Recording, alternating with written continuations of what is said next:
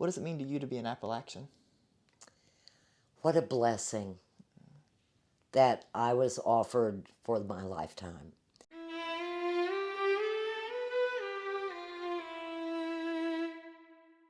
Hello everyone, today we have on a very special guest, Dr. Darlene Vaughn. She is a professor at Lindsey Wilson College and the occasional substitute teacher at Kerr County High School, alongside a very active participant in the local Rotary Club. Dr. Vaughn, how are you today? I'm doing very well, but we have to correct you right away. Oh.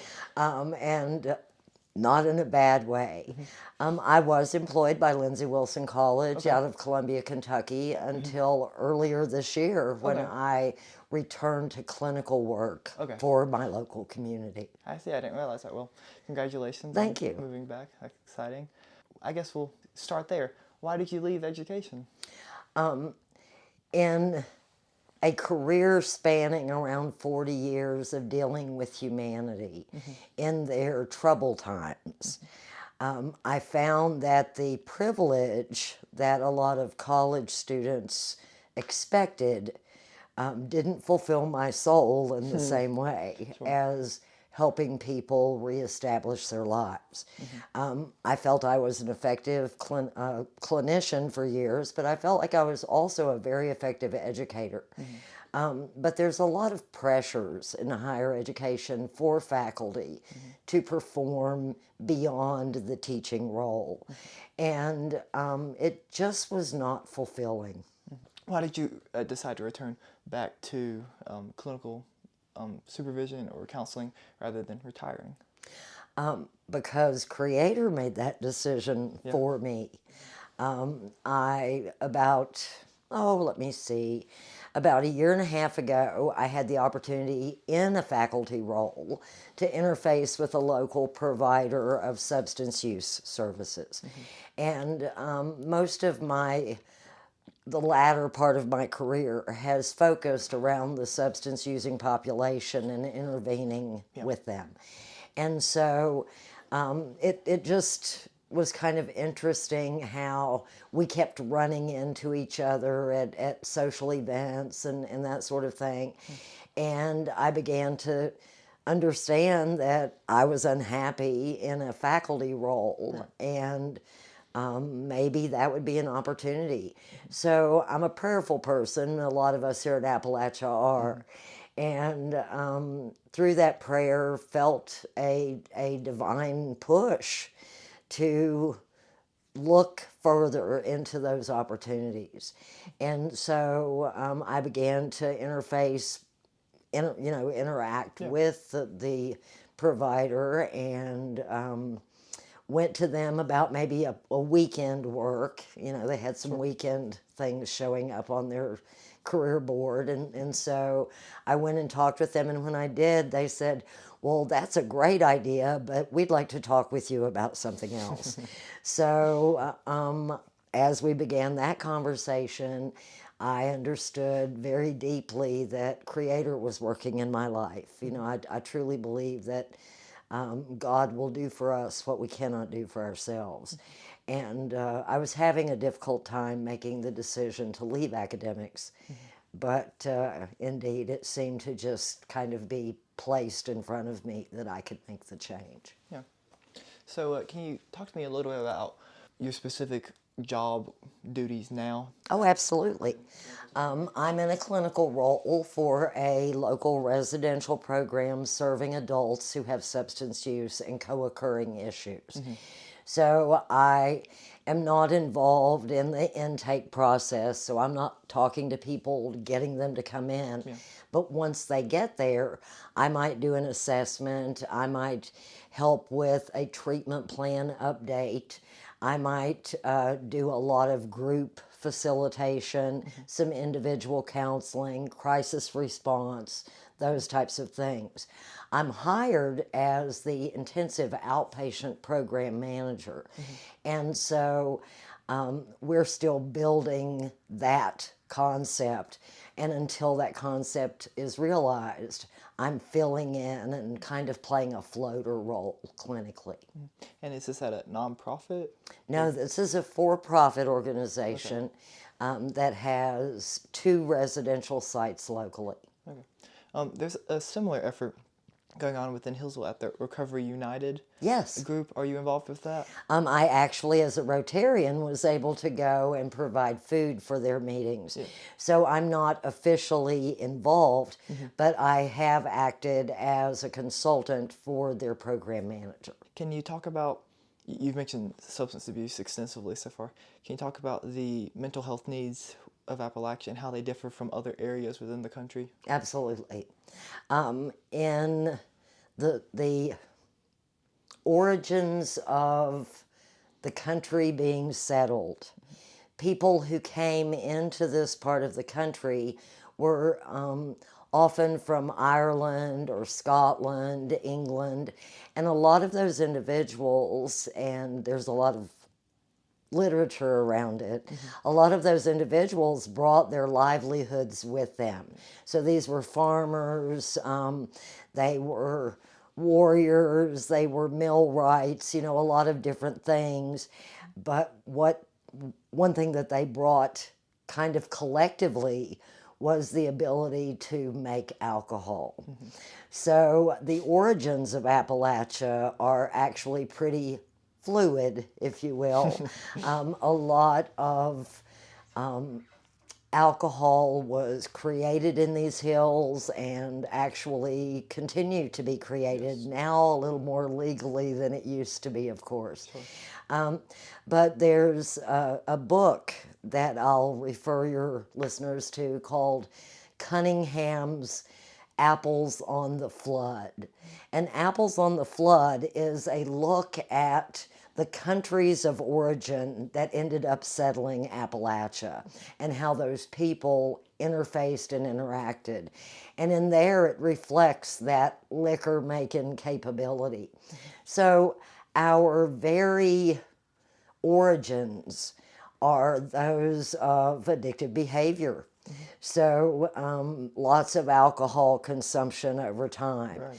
And of course, as media became involved and understood that there was, white lightning over here in these mountains, they began to make it kind of a parody. And so there was a lot of joking that was attached, the drunk male with the woman steadfastly holding the family together, him sitting on the porch with his rifle and his jug and those types of things.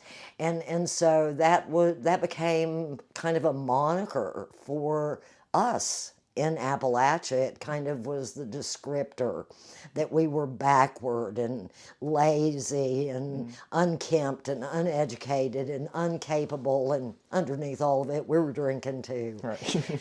And so media picked that up and portrayed that, the good old Mountain Dew sort of concept. Yeah.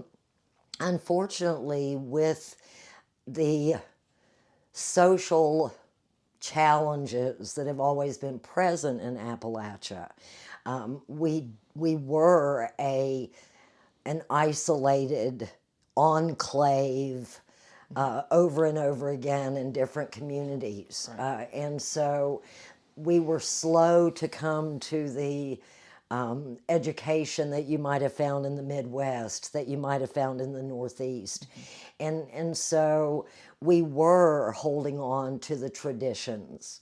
Unfortunately, part of those traditions include a level of apathy because, going back to Cunningham's book, we were more a people that were the serving people, not the ownership people. And so we brought that mentality with us that nothing will change and it'll never get better. And why try? Because someone else is going to be in charge anyway.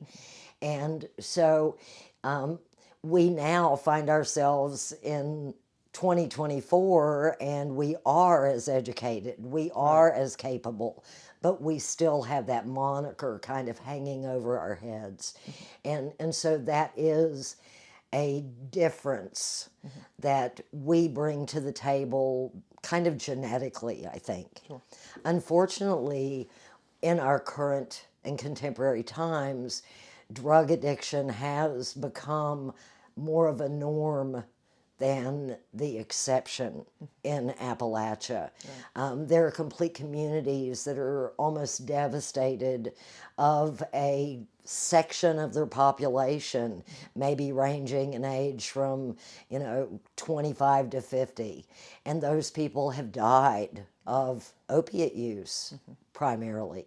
Of course, other drugs have always been here, alcohol being the primary, because alcohol is a drug.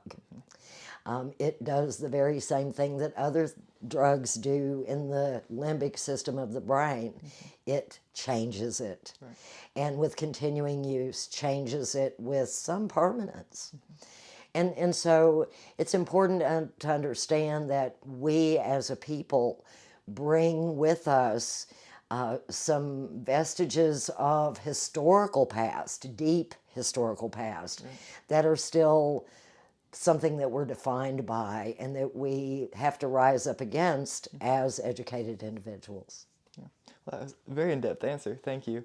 Can you talk a little bit about once an individual is a substance user, what treatment options look like for them? Sure. So you would have the capability of going into a residential program. You would have the opportunity to step down from a residential program or even enter initially a partial hospitalization program. What are the differences there? Yeah. We have residential where you go and stay in a treatment program for a period of time. And in that period of time, you're receiving group counseling, individual counseling. If you have co-occurring issues, mental health and substance use, you're probably seeing a psychiatrist, receiving those medications. Your physical needs are being taken care of, your medical needs are being monitored, and you're able to live in that setting for a period of time. Partial hospitalization is, again, a step-down program. It allows people that might only need a portion of that day of group or individual work, but that person might remain in their home and travel then for 5 to 9 hours in the setting that's treatment. From residential and partial hospitalization, then a person can step down again into something called intensive outpatient.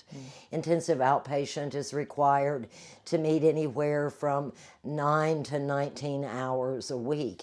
Those people usually do live in their own homes and travel for a 3 to 5 hour group period several times during the week.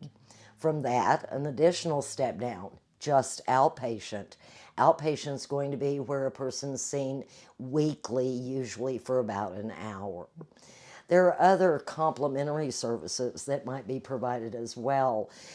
So peer recovery is a relatively new movement and a very important one, where people who have been sober for a period of time go through a training program and may be assigned to individuals or to a family and work with the addicted person to improve their functioning in socially, right. Maybe looking for work, those types of things. But those are the treatment layers, if you will, that are available in our local community. And that last option you mentioned, is that kind of like Narcotics Anonymous or Alcoholics Anonymous? No, that's a community-based program, okay. So that's not treatment at all. Okay. The 12-step movement began in the 30s with Alcoholics Anonymous. Yeah. And there was a doctor who met an individual in a hospital setting and helped that person with sobriety. They then began to work together and took the message of hope into other areas within that town and said, hey, we understand that, you have a drinking issue. Come and join us. Let's just meet and talk and learn that we can do things differently. So the the community-based program has expanded from just Alcoholics Anonymous and now addresses most social justice issues. So we have Overeaters Anonymous, Sex Addicts Anonymous, Codependent Anonymous, Narcotic Anonymous, of course, addressing drug use. Interesting. Yeah, I didn't realize there was a difference, but now that you explain it, it makes sense. There was a book written a couple years ago by Beth Macy, Yes. Dope Sick, that addresses the opioid use within the region. Specifically, she focuses in on the Roanoke area, but it mentions our county and surrounding counties extensively as well. Can you talk a little bit about how that book has shaped the local outlook on the substance abuse problem? I think that societally there's still a great level of denial. People don't understand that everyone is affected by substance use. And so even though you may not have active use in your home of opiate drugs, pain pills, some sort of thing like that, there may be a bottle in the cabinet for special occasions. Right. So substance use is substance use. The addiction piece of it is what is different. Not all people can socially drink or socially use and get up and walk away from it. Sometimes there's that genetic factor, the stressor factor, those types of things. But to go back to your question, I believe that it was an eye-opening experience for a lot of our communities. I also think that, again, a lot of those communities remain in that privilege of denial. Well, it's not affecting us. Right. And that's not a bad or a good. There's no hard line about any of that. But what I think the public would better understand is that it has the capability of affecting all of us in our homes because it's so available. Right. I've met a lot of individuals who talk about use of fentanyl. Fentanyl is now a drug that is attached to other drugs to improve the sales capability at the street level. And so people might say, well, marijuana is something that they can't arrest me for now. It's legal in this state. I can even grow plants if I choose. However, if they're not maintaining their own supply and they go into a street level dealer in lieu of a dispensary, they may indeed run into a drug where fentanyl has been added to that marijuana, and that is not disclosed. And you can die as a result. So I think the more people can become educated on not the moral aspect, but the medical aspect and emotional aspect, that maybe some of the judgment that comes with addiction could be differently addressed. I thought that Miss Macy did a wonderful job. She just laid it out. And I think that that type of literature is important for consumption because it was just fact-finding and sharing. And that's how we educate one another. In her sequel, Raising Lazarus, she is a proponent of medication-assisted treatment. Is that something that your practice utilizes to help patients? There is medication-assisted treatment available through the use of methadone and Suboxone. The prescribers are not always as conservative as I consider they could be. Everyone is started at like a same dose unless they come in with a prescription that's already in existence. I, not being a medical doctor, but a doctor of philosophy and counseling and education and supervision, I'm not holding anyone's feet to the fire. I just tend to practice much more conservatively. So yes, offer medication-assisted treatment, but let's be a little more individualization focused than just, okay, we're going to have a starter dose and everybody gets that same dose. I ask because some recovery programs that I'm familiar with aren't super open to the use of MAT within their treatment plans, and I was curious to know what your practice did. The organization that I'm employed by has actually quite a few sites associated. We're under a corporate umbrella, and so there are quite a few sites associated with MAT. So we do, in the residential setting, offer that. Locally, there's also a recovery court. It was Yes. formerly a drug court, but it has been somewhat renamed to recovery court, and that's headed by Judge Harold, among others within our circuit, where they encourage nonviolent offenders to come with them and exercise, group exercise, in order to attempt to replace the high that they would typically get from substance abuse with exercise, which I think is great. I've actually participated in some of their workouts and talked to some individuals within the program. It's a great thing. Can you talk about the role that community support in a legal framework the role that it plays within the recovery process? Absolutely.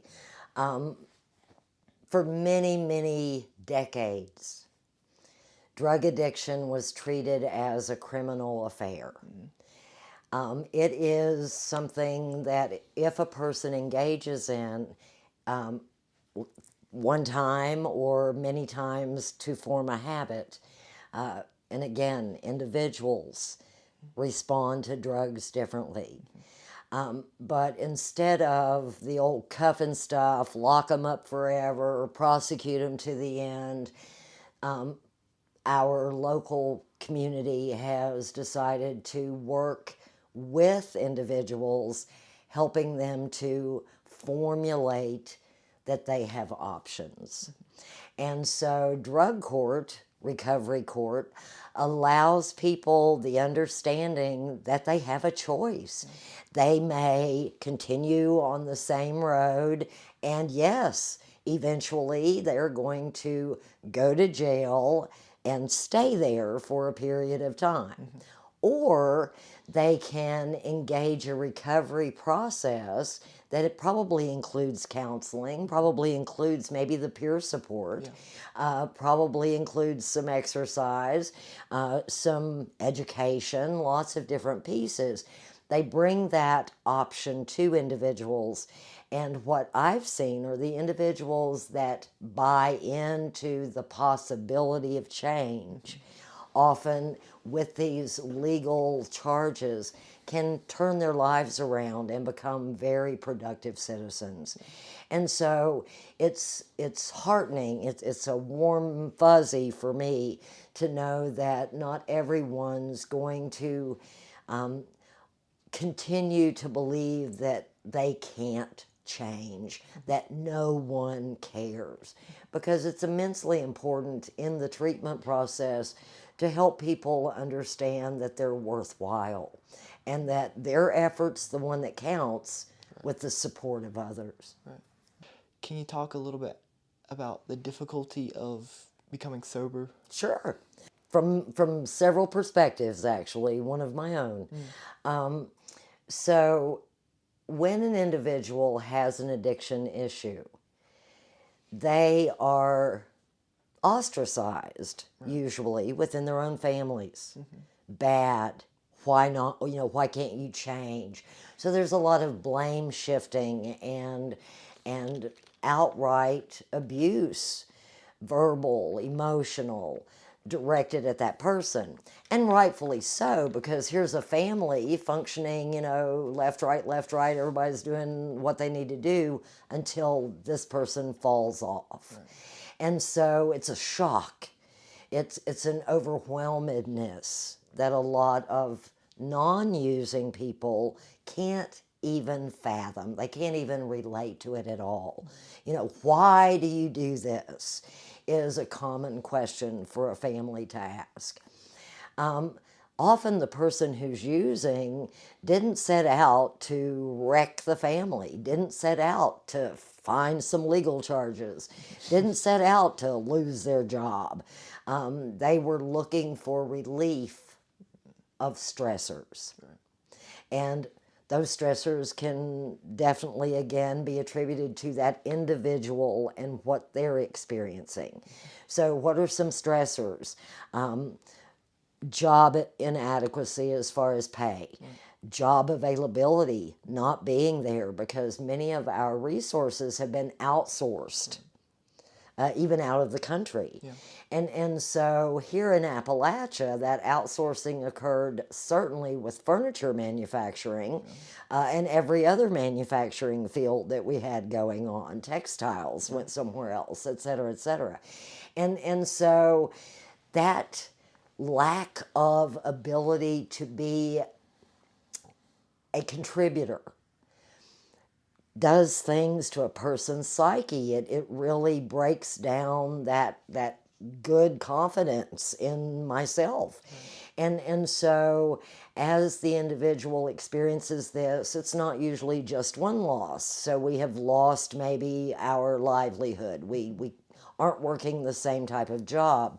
With that comes, how are we going to pay the mortgage? How are we going to feed the family? How are we going to heat our homes, et cetera, et cetera? And of course, in our current, political and social climate, money goes quick, and people aren't always sure where it goes. Right. People are not living to a standard that they would like. When addiction becomes the coping mechanism, using some sort of substance becomes the coping mechanism, that then becomes a physical need for some drugs. Right. Is there a physical need to smoke marijuana? No. Is there a perceived physical need to take opiate drugs? I have pain, my doctor gave me the drugs, I'm taking the drugs as an example, and now I feel like I need the drugs all the time. Oh my gosh, what am I going to do? And that person then starts looking in other places because the prescription went quicker than they thought it should.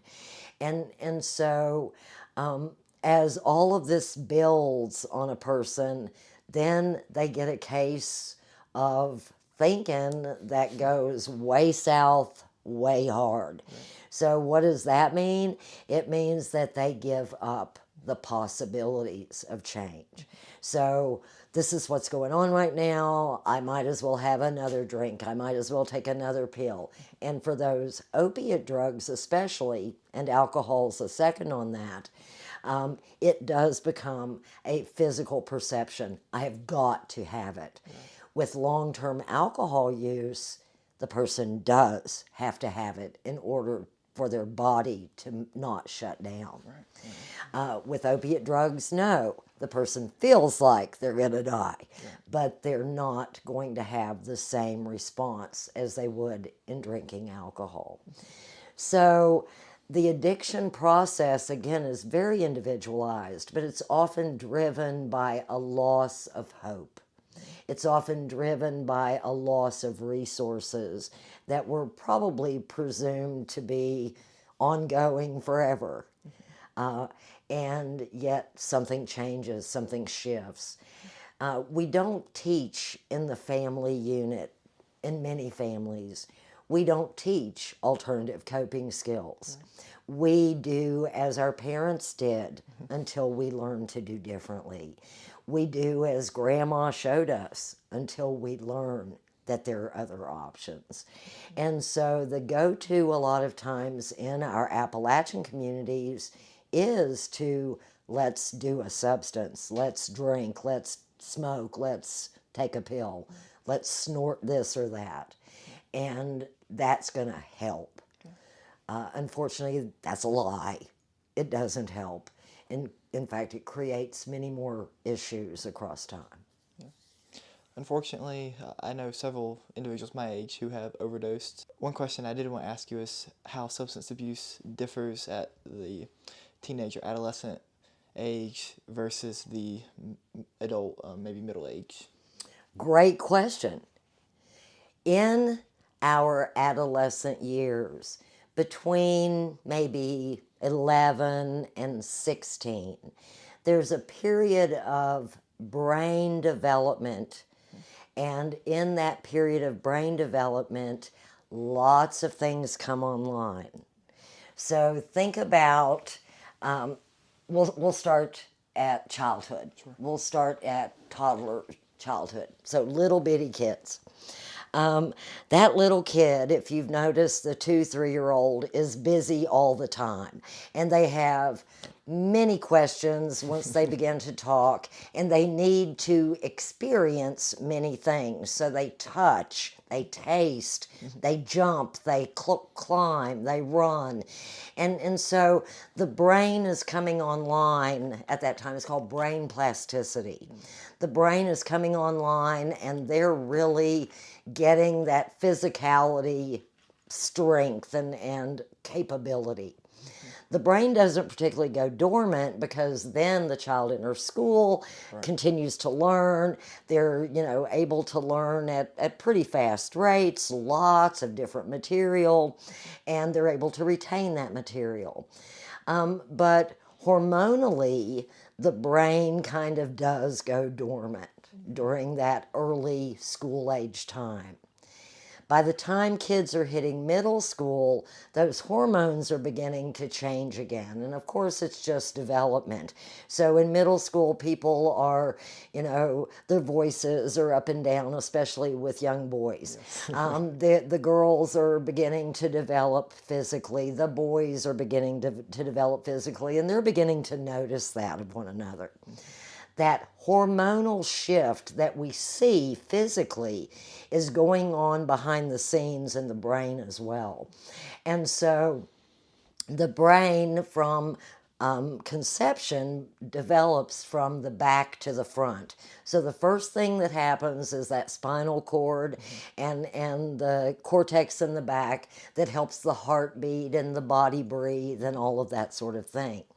Then things like sensory experience comes online, and we continue to learn and develop, and all the brain is intact. We have a full brain, but coming online, to use current nomenclature, is that in the frontal lobe, that frontal cortex, the ability to be analytical, the ability to make decisions that might have long-reaching effect, executive functioning is what it's called, the ability to discern choices in a very thoughtful and directional manner.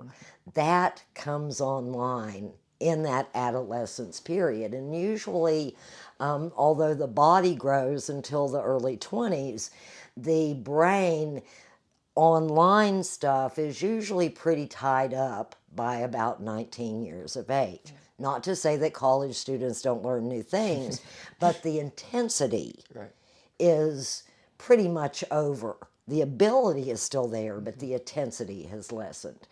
And so with an individual who begins to use substances in late childhood, early adolescence, what they're doing is they're pausing, if you will, they're sabotaging full executive functioning interconnectivity of neuronal connection. And so when I say the brain comes online, the cells of the brain are called neurons. And these neurons have the ability to connect in various ways, to do various functions in the body. Some of them are unseen, they're physical, we don't even know they're happening. Others are things like learning to read, learning to write, learning to read bigger and harder tones, and that sort of thing. And so if a young person starts using, chances are some of those connections that were ready to reach over and connect to the next neuron didn't make it all the way. And maybe they not only fell short, but they totally got redirected. And some drugs will redirect brain function. And so a person who uses during that period of time could be dumbing themselves down. And I know your readers don't want, or your listeners don't want to hear that. What do you mean I'm dumbing myself down? Da da da. it's not a judgment, it's a physical phenomenon. And so can that be regrouped? Can we recapture that and have that person continue on with learning and improve their lives? Yes, I believe that there can be some help that a person can receive to have that be done, but sometimes the wounds can never be repaired. So I spent quite a few years working with adolescent substance users here in our home community, and we are in this part of central Appalachia that's about as central as you can get. With that, I found that there wasn't a lot of just experimental use because of the observations these children had made through their entire lives in drug addicted or drug using homes. And so some of those kids then were able to maybe function in the school setting up until late middle school, early high school. And then all of that coping skills that others around them were developing just wasn't available to them in the same way.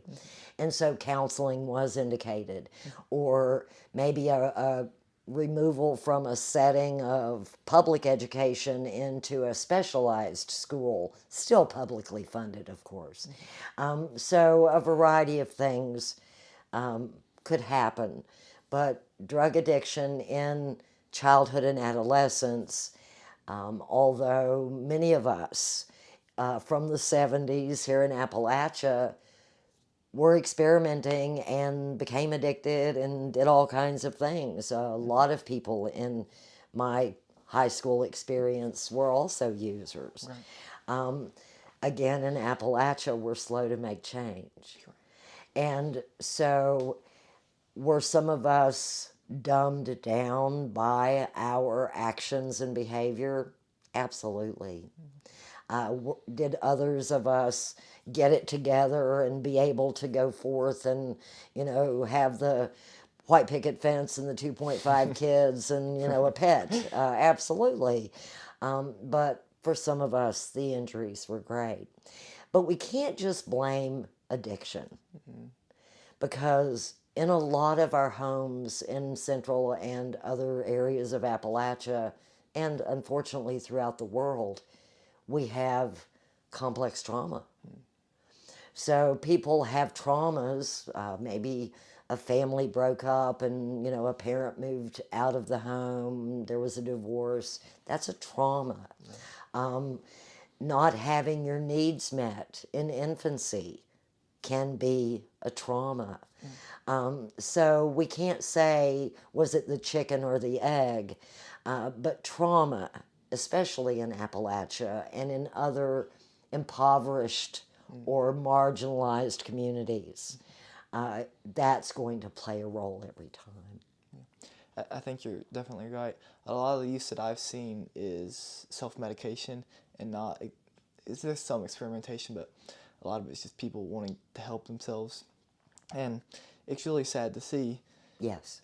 I want to look back to the chemistry of use a little bit. When I was in middle school, 4-H came and did a presentation on what you had just talked about, the developmental problems with use, but they also talked about the problematic interactions that drugs have with each other. If you take this drug and then another drug, your heart stops. Or if you take this drug and then another drug, you stop breathing. Can you talk a little bit about that? Absolutely. And I'll go back to that fentanyl mention earlier. Fentanyl is a synthetic opioid drug. It is usually used in a medical setting, period, end of story, until maybe the last decade when it became something that could be commercialized differently. So if I am using an opiate drug, for example, and I go to I do it because I broke my ankle playing basketball. I go to my doctor, and my doctor writes a prescription right away and says, you need to take these pain pills.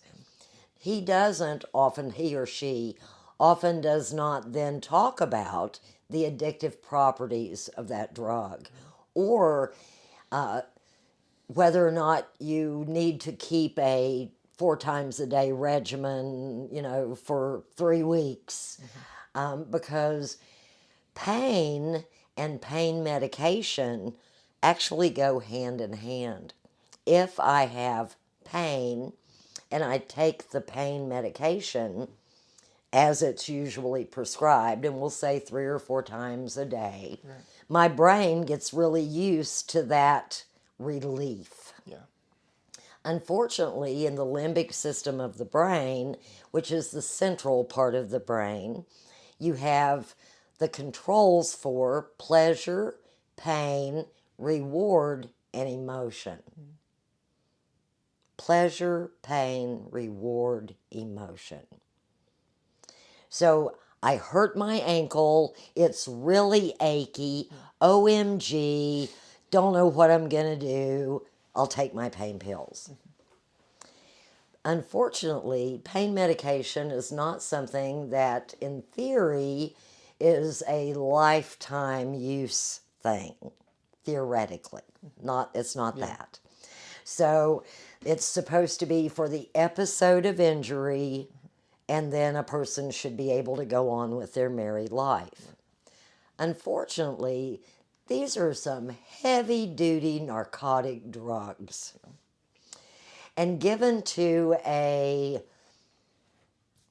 80-pound youth whose life may involve peanut butter sandwiches, pizza, they're not eating as regularly, maybe, because they're a teenager. Right. Okay, not because there's anything wrong, just because they're a teenager. Yeah, sure. And so that medication is not just in the system today at 4 times a day, but it has a half-life. So if I take my 8 a.m. pill and I take my 2 p.m. pill, I've still got, at 2 o'clock, I've still got some 8 a.m. pill left over. By the time I take my 8 p.m. pill, then I have some more residual effect, right, maybe a quarter of the first dose and a half of the second. So this, and I keep building that tolerance. Right. So, okay, I'm taking my 4 pills a day. I'm good to go, until I go back to the doctor, and the doctor says, I'm not going to write another prescription. The body, the brain, says, where are those drugs? 8282. Where are those drugs? Right. In the limbic system of the brain, it's saying to itself, oh my gosh, do you feel that pain? It is so bad. Now, does our brain have a conversation? No.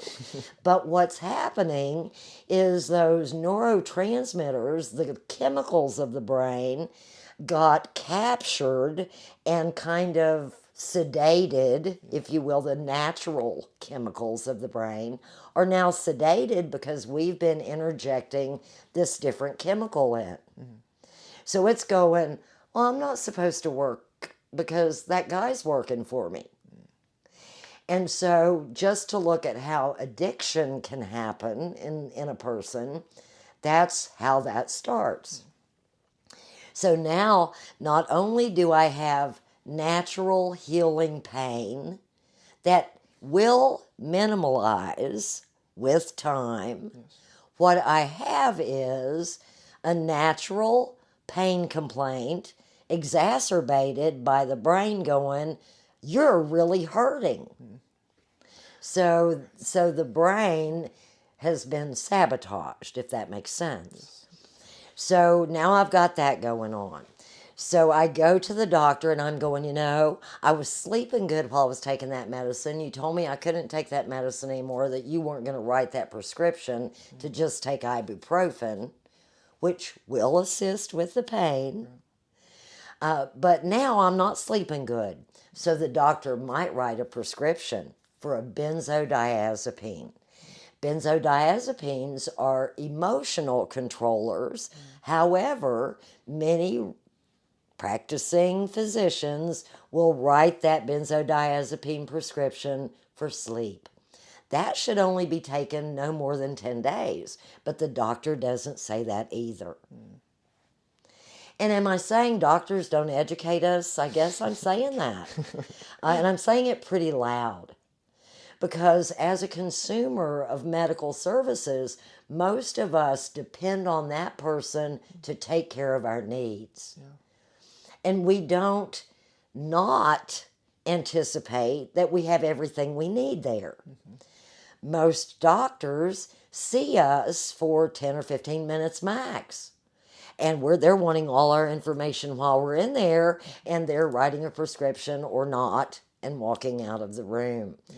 So, am I the best historian about me? Yes. Do I always have the words or the ear of the physician to hear my complaint? Not always. Yeah. So we have a little glitch in that system when it comes to prescription medication, period. But back to your first question. Sure. So now we've laid the groundwork for the brain function, pain, and an alternate drug that I called a benzodiazepine. If I am a person that has opiate drugs in my system and I take a benzodiazepine, what happens is those drugs work synergistically. They work together.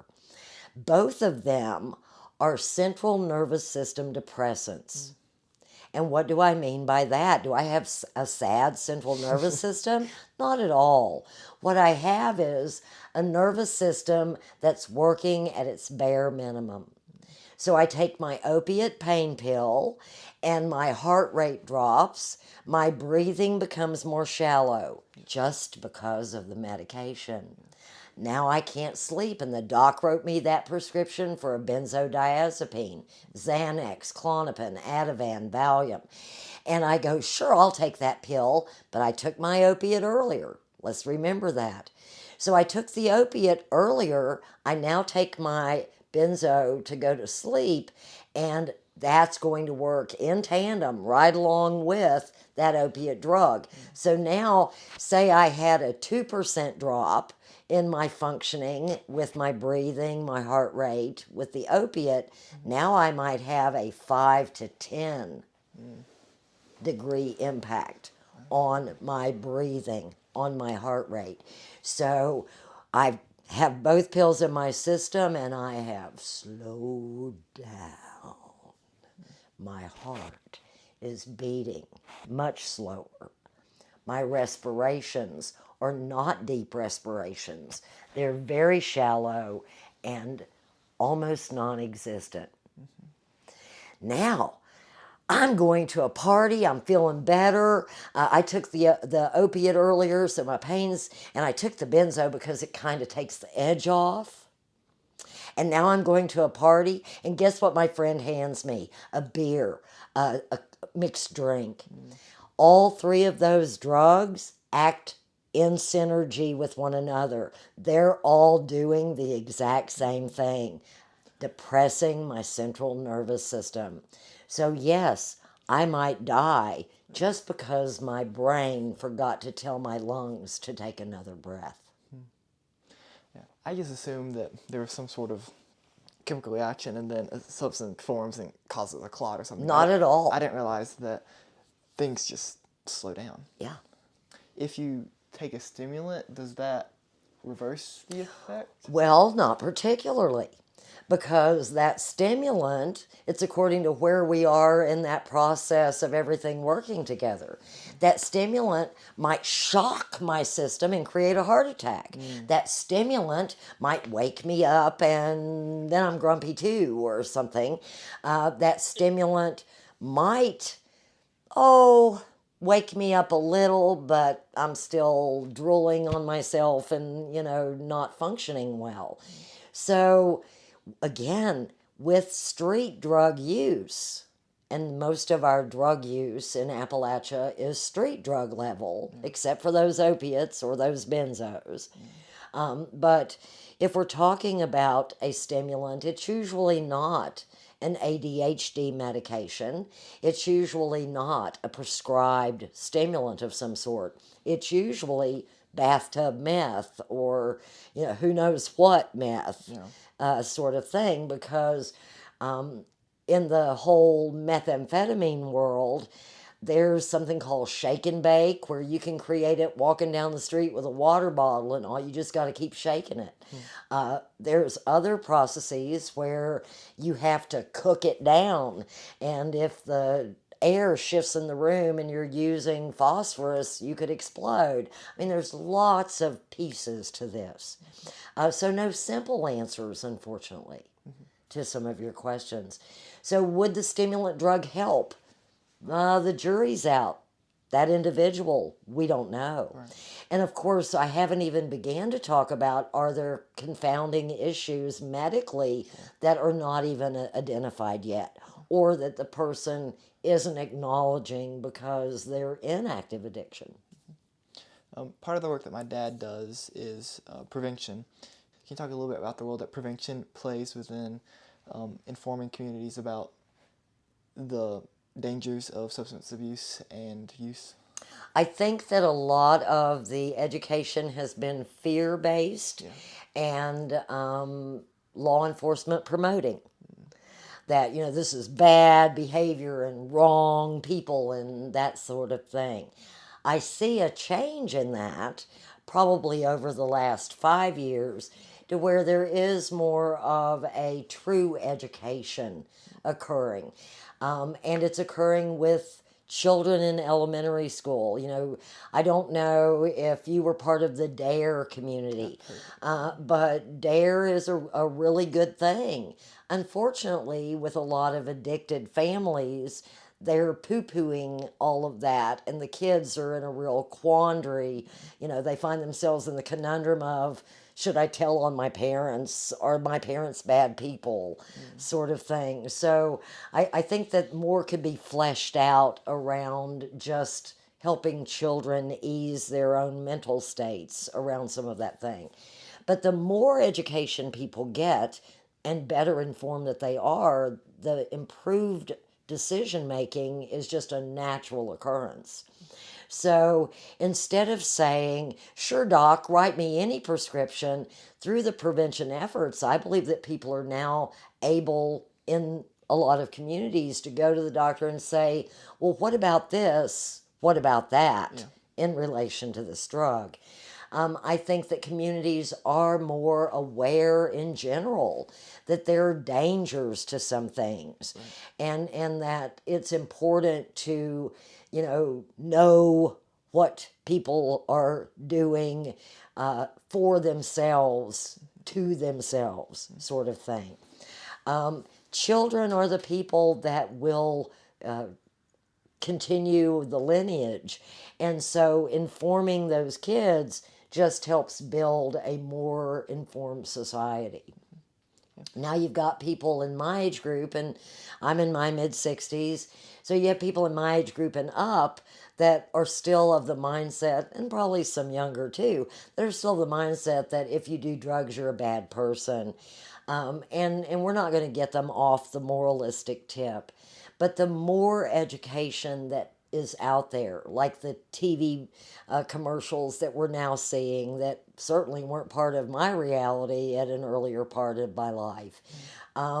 Those types of things, I think, can only help. They're not hurting at all. Inform, be aware. I think that with the prevention, it's still very focused on do it or don't do it in lieu of harm reduction.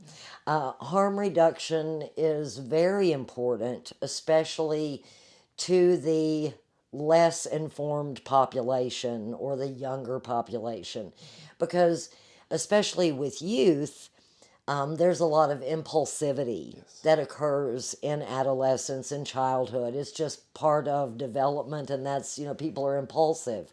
Of course, there are adults that are very impulsive, especially if they're using drugs. But the impulsivity and harm reduction, it's much better to not take the moral road from my perspective as a clinician. Because if I'm going, that's a bad behavior, then I've lost the ability to bridge with someone and to help them improve their lives, because they're going to feel that judgment just with my verbiage, with my words. And so I think harm reduction needs to also play a role in what we do. That maybe the needle exchange program that goes on in a lot of urban areas isn't such a bad idea, particularly. Having condoms available in guidance offices or at Planned Parenthood offices may not be a bad choice, because we have diseases out there that will never go away and may impact a person's entire life that are sexually transmitted. So, there's, of course, juries on both sides, and everybody's still out on what's the way to do it. Right.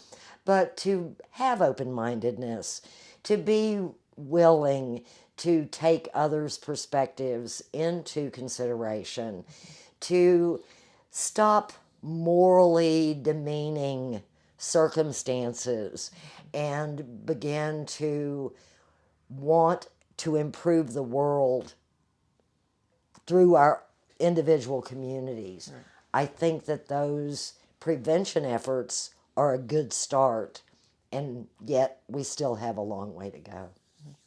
And I have one final question before I ask my barrage of questions at the end. Can you talk about vaping? Oh, you probably don't want to get me started on that. I do have some pretty strong opinions. Unfortunately, it's very popular, and I don't really know why. Because kids enjoy getting by with and appearing more adult than they might be. Yeah. It might be a why. Vaping is not well researched medically. The research that has come to light is very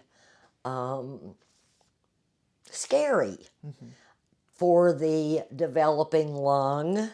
Back to that development thing. But the adult is not fully an adult until 26, 27 years of age. And so these young lungs who really could benefit from just breathing and developing further through activity like running or walking or whatever, these young lungs are being impacted and could be actually affected for the rest of a person's life because of some of the challenges in the alveoli of the lungs. So nothing is good to smoke, nothing is good to inhale, because it's going to affect those alveoli. And we want to be able to breathe, period. When you have, I'll use the word sabotaged again, when you've sabotaged the physical capability and damaged it beyond repair, it can't get fixed all by itself, because lungs do not regenerate. And so the popcorn lung concept that's attached to the research related to vaping says that there's an actual hardening of those alveoli. So instead of having pliable parts of our body, these areas are going to be hardened and unable to draw the air, oxygen into the body as deeply as it could. So I'm concerned about that as an adult watching this phenomenon. We'll go ahead and get started on my last couple questions. What does it mean to you to be an Appalachian? What a blessing that I was offered for my lifetime. I was raised in a 3-room house with no running water for the first 8 years of my life. In that 8th year of my life, they ran a pipe from the spring that was above the house into the kitchen, and we had running water. At the age of 12, I was able to move into a different home, and we actually had an inside bathroom for the very first time. What does it mean to be an Appalachian? It means authenticity. It means the capability of survival when people that were raised in urban areas might not be able to go forage for something to eat because it's not green space available. I have a great deal of pride about my Appalachian heritage, and am excited that you asked me that question. Yeah, of course. It's a new one, and I'm always excited to hear people's responses. My second question is, what advice do you have to younger generations who don't know what they want to do with their life? Be patient with yourself. Be willing to communicate with the spiritual realm that you identify with, God, the universe, Allah, whatever its name. Be cognizant of the prompts that seem outrageous, where we're kind of interested in a direction that no one else has done that we know, or it deviates somehow from the norm. Be willing to step into the unknown when you get those kind of prompts. Have the faith in yourself to achieve the goals that you're here to achieve. And are they identified? Of course not.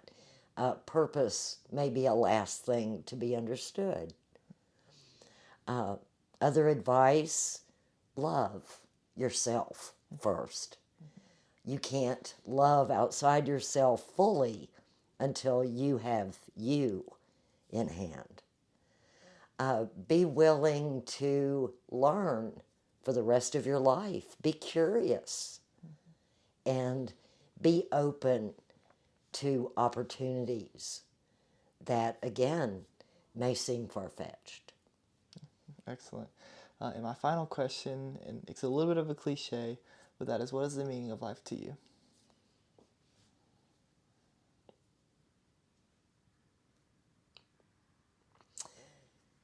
To step into the unknown with confidence that sometimes seems elusive, but can always be there if you're connected spiritually. Thank you, Dr. Vaughn. I greatly appreciate your time today, and I learned a lot.